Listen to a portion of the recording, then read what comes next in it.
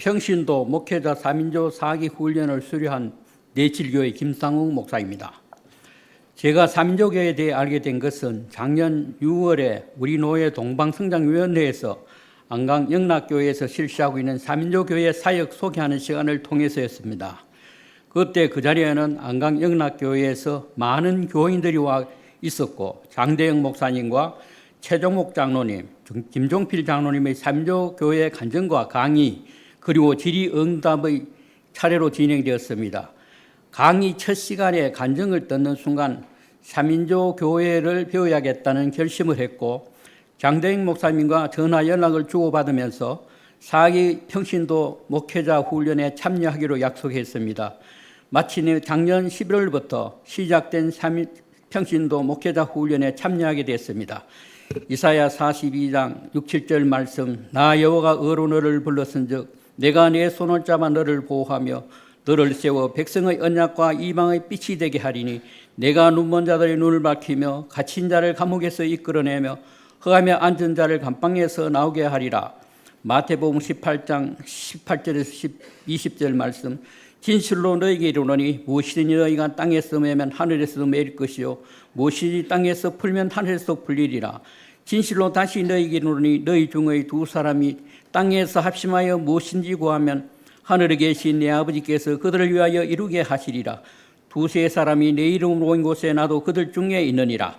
말씀을 암송하고 붙들며 매일 저녁 9시부터 훈련생 3인조 교회와 작전 기도로 1단계 기도 훈련이 시작되었습니다.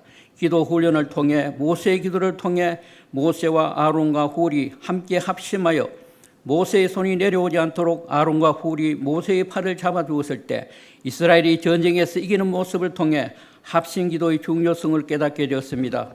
2단계 말씀 훈련을 통해 말씀의 레마화, 즉 말씀을 그대로 받아들이고 말씀대로 실천할 때 말씀이 기적을 가져온다는 것을 알게 해주었습니다.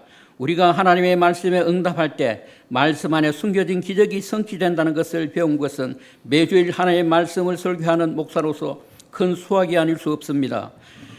목사는 하나님의 말씀을 정직하게 선포하고 교인들은 그 말씀에 정직하게 응답하면 산골마을 산내면에 있는 우리 내칠교회에도 기적이 상식이 되는 꿈을 꿀 수 있게 해주었기 때문입니다. 평시도 목회자 훈련을 통해 지속적인 기도 훈련과 말씀을 받으면서 훈련을 받으면서 기도의 영성이 회복되는 것을 느낄 수 있었고 말씀 묵상이 습관화되는 것을 느끼면서 저희 삶에 시작된 변화와 활력이 내칠교회와 내칠리 마을로 퍼져나가게 해달라는 기도를 시작하게 됐습니다. 세우라, 성장하라, 3인조를 번식시키라는 슬로건처럼 제가 3인조 교회를 배웠듯이 3인조를 번식시켜 내가 영적으로 다른 사람을 돌보고 내가 돌보는 방법을 교인들에게 가르치려 합니다. 리더 한 사람의 의존적인 교인에게서 상호 의존적인 3인조를 세워가려 합니다.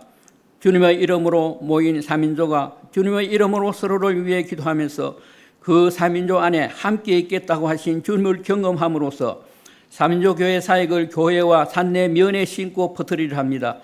아직 예수 그리스도와 교회에 연결되지 못한 자들을 3인조 교회로 초대해서 3인조 교회를 확장시켜 나갈 생각이며 나아가 광야의 이동식 성전이 성막처럼 움직이고 이동하는 3인조가 되어 마을 주민들을 찾아가 마태복음 18장 20절 말씀을 보여주며 그들과 함께 주님의 이름을 부르는 3인조 교회가 마을을 가득 채우도록 하는데 최선을 다하겠습니다. 그리하여 시골 구석구석의 교회들도 두세 사람의 교회만 있으면 얼마든지 다시 살아나고 한 마을을 복음화할 수 있다는 3인조 교회 부흥의 모델 교회가 되겠습니다.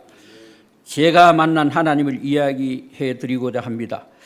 제가 하나님을 만나게 된 것은 인생의 큰 사건 두 분의 경험을 하면서였습니다. 저는 친가 쪽 16남매 아무도 예수 믿는 사람이 없었고 외가 쪽 20남매 중 유일하게 외사촌 누나가 포항교환교회 다니고 있었습니다.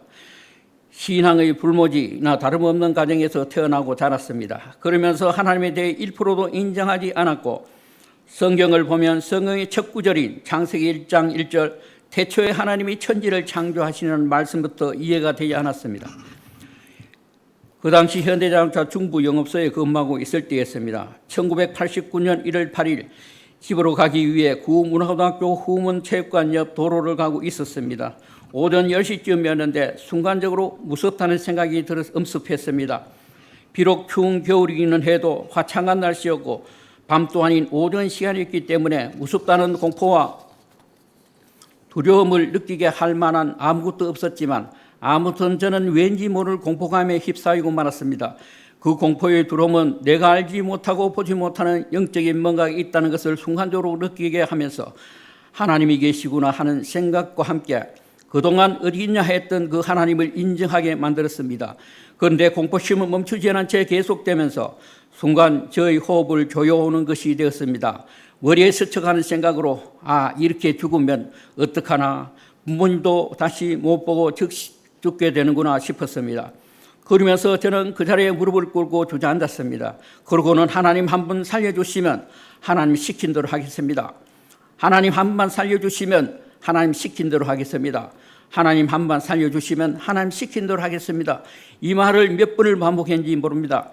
생사를 넘나드는 호흡이 풀릴 때까지 했던 것 같은데 그때 기억으로는 한 3분 정도 지났을 것 같았는데 하나님 한 번 살려주시면 하나님 시킨 대로 하겠습니다. 밖에는 아무 말도 못하고 있을 때 조여오던 호흡이 조금씩 풀리면서 다시 정상적으로 숨을 쉴 수 있게 되었습니다. 하지만 호흡은 풀렸는데 정신은 하나도 없었습니다. 한참을 그 자리에 있으면서 정신이 돌아올 때까지 기다렸습니다.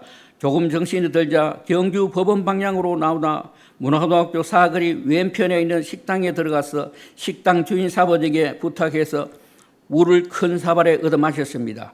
그리고 집에 가서 정신을 차리고 안정을 취했습니다. 늦은 오후 무렵에 회사에 들어가서 퇴근을 했는데 저녁에 돌아왔을 때 저희 눈동자가 빛이 나고 시력이 너무나 밝다는 것을 알았습니다. 거울로 저희 눈을 쳐다보아도 저 스스로 두려울 지경이었습니다. 그래서 저희 눈빛이 너무 밝은 것을 식구나 친구들에게 보이지 않으려고 노력했습니다. 저녁에 법원 앞에서 역 쪽으로 눈을 돌리면 역 앞에서 일어나는 일들이 훤히 보였습니다. 그 먼 거리에서 역 앞에서 일어나는 일들이 바로 눈앞에서 일어나는 일들처럼 본다는 것은 불가능한 일인데 뭐라고 설명할 수 없는 그런 경험을 저는 하고 있었습니다. 다음 날 2시 출발을 하고 있는 친구가 있어 역 앞 고려정권에서 만나 경주 저욱 뒤쪽 다방으로 왔습니다. 당시 국회 청문회에서 장시혜동 씨 청문회를 한창 할 때였는데 장시혜동 씨가 얼마나 눈이 반짝이는지 국회의원들을 한눈에 제압하는 것 같았습니다. 커피를 2잔 주문했는데 종업원이 아가씨가 프리마와 설탕을 타면서 나의 눈동자를 보고 하는 말이 이 아저씨 눈 좀 봐라. 장시혜동 씨 내일 아침에 오락하네. 저는 순간적으로 깜짝 놀라 눈을 지그시 감고 이봐요. 커피를 타면 커피만 타면 되지 무슨 헛소리요. 라며 정색을 했습니다. 그리고 손에 열이 얼마나 나는지 흠뻑 젖은 16절지 광고지를 접어서 나의 손 안에 넣고 한 5분쯤 만지면 광고지가 깨끗하게 말라 있곤 했습니다. 이처럼 뭐라 설명할 수 없는 특별한 일들을 저에게 일어나고 있는 것이 분명했습니다. 다가오는 주일까지 기다릴 수 없어 1월 10일 수요일에 경주 제일교회 수요예배에 참석하고 싶은 마음이 들었습니다. 교회에서 7시에 퇴근해서 자전거를 타고 제일교회 정문 앞에 섰을 때 7시 10분쯤이었는데 순간적으로 하늘을 한번 쳐다보고 싶었습니다. 자전거를 세워두고 동쪽 하늘을 쳐다보는데 하늘에 빨간 십자가가 걸려 있었습니다. 잘못 봤나 싶기도 했고 세상에 이런 일도 있나 싶어서 눈을 비벼 앞에 있는 농격과 건너편에 있는 조홍의 은행을 쳐다보고 나서 다시 동쪽 하늘을 쳐다보았습니다. 빨간 십자가는 여전히 그 하늘에 드리워진 채 사라질 줄 모르고 있었습니다. 세 분이나 그 광경을 다시 보고 다시 확인하고 나서 제일교회 안으로 들어갔습니다. 이제 저는 하나님을 인정하지 않을 수 없었고 그때부터 제일교회에 등록하고 청년부에서 신앙생활을 시작하게 되었습니다. 이것이 하나님을 만난 첫 번째 사건입니다. 청년부에 등록했을 때 제 나이가 32살이었는데 청년부에서 제일 나이가 많았습니다. 내년에는 아버지 환갑도 해야 되고 결혼을 해야 하는데 결혼할 여자친구는 없고 앞이 막막했습니다. 더구나 예수님을 믿고 보니 예수를 믿지 않은 사람과는 결혼할 수 없겠다는 생각이 들었습니다. 주일날 교회 가고 수요일 교회 가고 새벽기도 예배도 드리고 11조도 해야 하는데 믿지 않은 사람에게는 도저히 감당할 할 수 없을 것 같았습니다. 그래서 첫째, 믿음 좋은 사람; 둘째, 나이가 내 나이로부터 5살 안쪽; 셋째, 학교 등을 정하고 40일 작정 새벽 기도를 1989년 3월부터 시작했습니다. 초신자가 새벽 기도를 한다는 것이 쉬운 일은 아니었습니다. 10일쯤 하다 넘어지고 15일 하다 넘어지고 반복하다 5개월 만인 그해 8월이 되었어야 40일 작정 새벽 기도를 마쳤습니다. 8월 셋째 주 청년부 예배를 마치고 부회장 후배가 형님 오늘 중부교회 청년부하고 제일교회 청년부하고 체육대회 교습을 하러 가는데 회장하고 자기하고 가는데 형님 고문으로 같이 갑시다라고 했습니다. 그래서 회장, 부회장 그리고 나 세 사람이 중부교회에 갔습니다. 중부교회 부목사님, 청년부 회장과 부회장과 함께 제일교회와 중부교회 체육대회 날짜와 장소 그리고 준비할 것들을 의논하고 마쳤습니다. 그때 중부교회 청부부 회장이 여자 부회장에 제일교회 임원들에게 음료를 대접하면 어떻겠냐 하니 부회장이 일어나서 두유를 가져왔습니다. 빨대를 꽂아서 주면 불편하겠다 생각했는지 젓가락으로 찔러서 개봉하여 컵에 붓는데 긴장이 되어서 얼굴이 불그레 물들어 있었습니다. 순간 제 마음에 이 청년 정말 괜찮네 하는 생각이 들었고 저분은 결혼할 상대가 있을까 궁금했습니다. 그 다음부터는 저도 긴장이 되어서 말이 잘 안 나왔습니다. 그 다음 주엔 중부교회 임원들이 제일교회에 방문했습니다. 중부교회 여부장에 대해서 알아보기 위해 우리 교회 회장을 따로 만났습니다.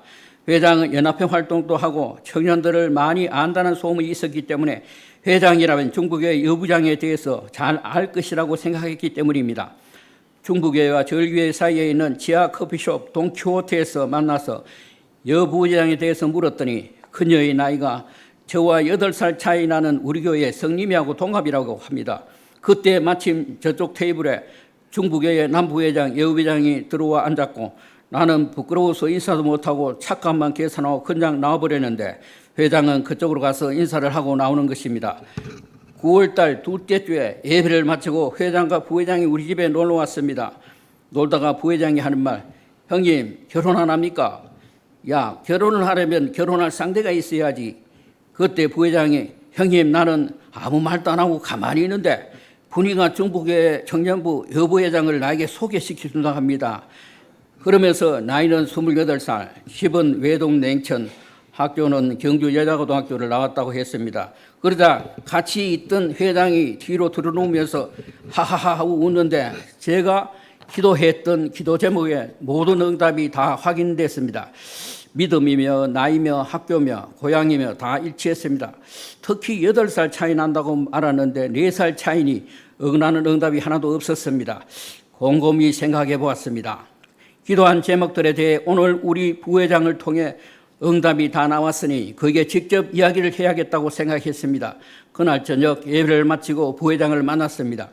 저는 단도직입적으로 말했습니다. 사실 내가 중부교회 여부회장에 대해 관심이 있어서 기도하고 있었는데 너로부터 그 응답이 다 나왔는데 너가 소개받으려면 소개받으라고 하니까 아이고 형님 나보다 나이도 많고 한데 형님이 먼저 만나야지요. 우리에게 소개시켜 드리라고 할까요? 아니 그렇게까지는 안 해도 된다. 내가 알아서 할게 하고 헤어졌습니다. 중부교회 여부회장 집 주소를 알아서 한번 만나자고 편지를 보냈고 다시 3주쯤 지나서 한번 만나자는 전화가 왔습니다. 저녁 6시에 제일교회 맞은편 로댕이라는 레스토랑에서 처음 만났습니다.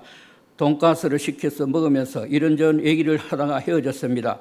그 후 주로 토요일 저녁 중부교회 성가대 연습이 끝나고 만났는데 만나는 동안 우여곡절도 많았습니다. 참 많이 뺐습니다. 제가 많이 기다린 게 그 추운 겨울에 그 구두 신고 7시간을 기다려요. 7시간. 그래서 이제 참 많이 뺐는데 그래서 그 다음에 6월 30일 날 90년 6월 30일 날 결혼을 하게 되었습니다. 이렇게 하나님을 인정하지 않던 저는 극적인 사건을 통해 하나님을 인정하게 됐고 기도 응답을 통해 기도에 응답하시는 하나님을 체험하면서 신앙생활을 시작했습니다. 그 후 직장을 정리하고 늦은 나이지만 신학교에 입학하여 저는 산내면에 있는 내칠교회를 목회하는 목사가 되었습니다. 저는 앞으로 목회가 딱 5년 남았습니다. 올해부터. 2029년에 이제 제대하는데 내칠교회 부흥을 위해서 하루에 1분만 기도해 주십시오. 저는 그 성전을 한 100명 정도는 쳐보고 제가 은퇴하고 싶습니다. 그러니까 꼭 기도 한번 해 주십시오. 감사합니다.